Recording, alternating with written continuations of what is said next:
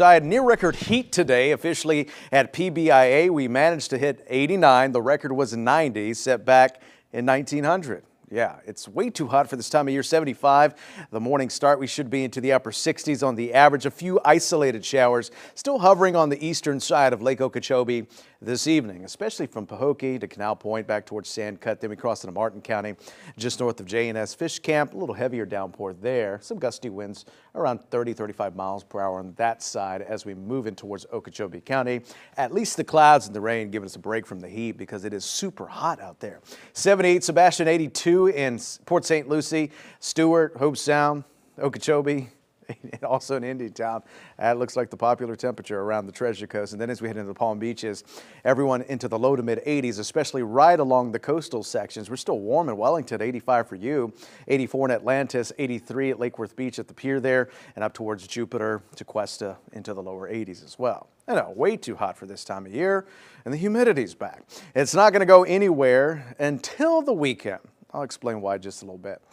So tonight, it looks like this. Mostly clear, partly cloudy skies. Temperatures just down to about 76, and that's it. We've got a nice little onshore breeze out of the east today, all thanks to an area of high pressure that is sitting here. That is the only weather feature that is going to be driving our weather for the next, I'd say, 48 hours. But then by the weekend, we talk about a little bit of a change with the wind direction and how that's going to maybe shave a couple degrees off the daytime highs. 2 in the tropics this evening, nothing you need to worry about. Remember, we're tracking this system since it was over here last week. That is Lisa. It will be moving into Central America.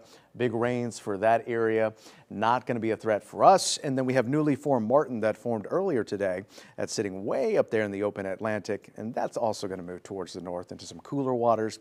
May get a little stronger before it does eventually dissipate. But both no threats to us here across South Florida or the United States. So here's the deal for tomorrow. Wind flow is right off the ocean, so that is going to scare up 1 or 2 of these isolated showers. Then as we head into Thursday, notice how we have more of a northerly component to our wind. We like that because that's a more comfy wind. It's going to turn the humidity down just a little bit, but it also introduces just a 20% chance for showers, and we're in that flow again into Friday. So instead of the upper 80s for highs, we'll trim them down to the mid 80s with that nice comfy flow. Boating forecast ranging about 3 feet. Tomorrow the same. We have an east-northeasterly wind at about 10 knots. Again, seas between 2 and 4, light chop on the intracoastal waterways, and your high tide happening tomorrow just before 4.